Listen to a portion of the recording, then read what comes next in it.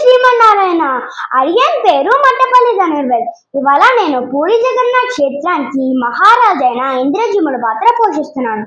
పూరి జగన్నాథ్ అవతార విశేషాలు.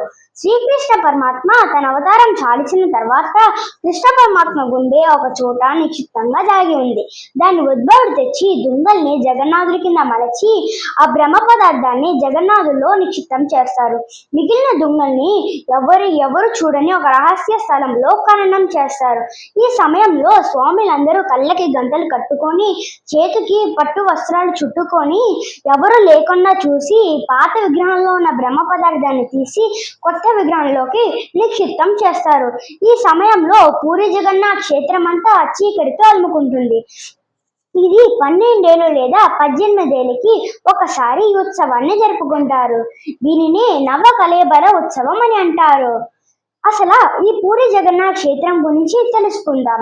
పూర్వం ఇంద్రజిముడు మహారాజు నారదముని ద్వారా ఈ గుండీచా మందిరం దగ్గర యాగం చేస్తూ ఉంటే అప్పుడు బ్రహ్మగారి ద్వారా ఒక కర్ర దుంగ సముద్రంలో కొట్టుకొని వచ్చి యాగం చేస్తున్న వీరి దగ్గరికి వచ్చి ఆగిపోయిందంట.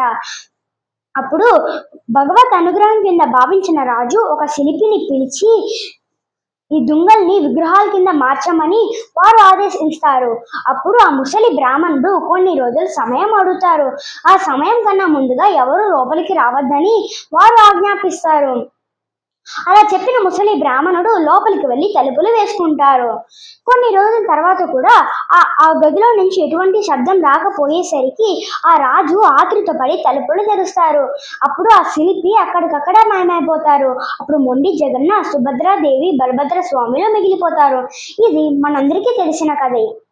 ఈ ఏడాదికి ఒకసారి తన పిన్ని గారి ఇల్లు అంటారు కదా, తన పుట్టిన స్థలం కూడా అదే గుండీచా మందిరం. కాబట్టి ఏడాదికి ఒకసారి తన జన్మస్థలం చూసుకోవడానికి వస్తారు మన స్వామి. ఇలా ఈ ముగ్గురు లక్ష్మీదేవికి చెప్పకుండా వచ్చేస్తారు. శీల విరుపు 5వ రోజు లక్ష్మీ అమ్మవారు వీరిని ఎత్తుక్కుంటూ గుండీచా మందిరం దగ్గరికి వస్తారు.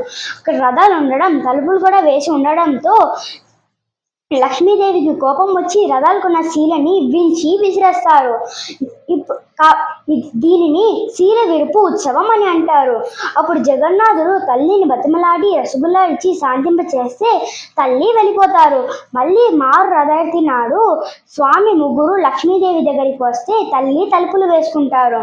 అప్పుడు జగన్నాథుడు తల్లిని రసగుల్లాలు, వెన్న ఇస్తే తల్లికి కోపం వచ్చి అది జగన్నాథుడు మొగం మీద విసిరేస్తారు. వెన్నతో నిండి ఉన్న స్వామి ముఖం చూసి తల్లి పక్కుమని నవ్వుతారు. తలుపులు తెరుస్తారు. మళ్ళీ తల్లి తలుపులు ఎక్కడ వేస్తుందేమో అని స్వామి పరిగెట్టుకు లోపలికి వెళ్ళిపోతారు. ఈ సన్నివేశాన్ని మనం మారు రథార్థి నాడు పూరి జగన్నాథ్ క్షేత్రంలో చూడవచ్చు. జయ శ్రీమన్నారాయణ.